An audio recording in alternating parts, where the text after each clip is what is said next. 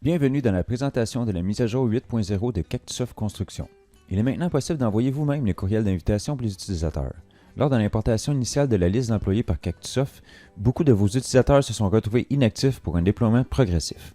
Au lieu de passer par le support pour mettre actif et envoyer le courriel de bienvenue, voici comment le faire par vous-même. Dans la section Paramètres généraux, cliquez sur Utilisateur. Sélectionnez Afficher l'utilisateur inactif. Celui-ci apparaîtra en rouge dans la colonne Statut. Cherchons Mise à jour. Il est effectivement inactif. Je le sélectionne et je vais lui donner le rôle de travailleur. Je clique ensuite sur Activer. Je clique sur Oui. Je clique ensuite sur Sauvegarder. Je clique encore sur Oui. Et l'utilisateur est maintenant actif. On voit par contre qu'aucun employé n'est lié à cet utilisateur. Allons dans la section Ressources humaines et cliquons sur Employés. Liste des employés. Monsieur à jour est ici. Je clique sur le crayon et je viens alors faire le lien entre l'employé et l'utilisateur ici. J'enregistre.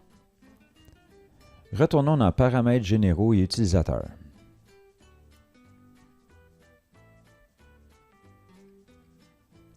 Je cherche mise à jour.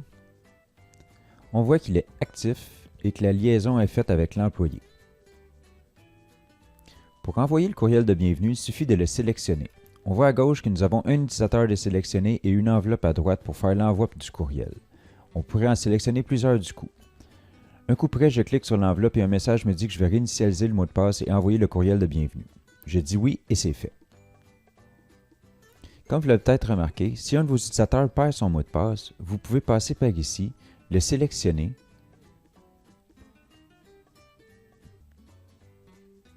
cliquer sur l'enveloppe pour en générer un nouveau et lui envoyer par courriel de façon automatique.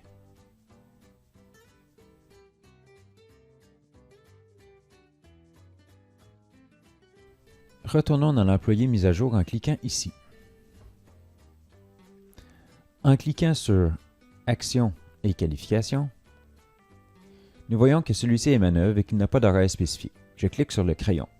Voici ce qu'il y a de nouveau. On peut spécifier la convention collective ici. Donc, on pourrait faire en sorte qu'en génie civil, cet employé a un horaire de 10 heures par jour, 45 heures par semaine, j'enregistre. Ensuite, je pourrais ajouter une qualification, une autre règle pour de l'institutionnel commercial, toujours manœuvre 713 avec un horaire sur mesure de 10 heures par jour, 40 heures semaine. J'enregistre. Donc, si cet employé travaille sur une de ces deux conventions, les horaires sur mesure seront celles inscrites plus tôt. Si cet employé ferait de l'industriel, les règles normales s'appliqueront.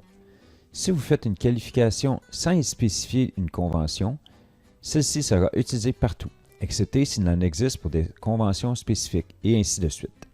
À vous de gérer les qualifications à partir d'ici.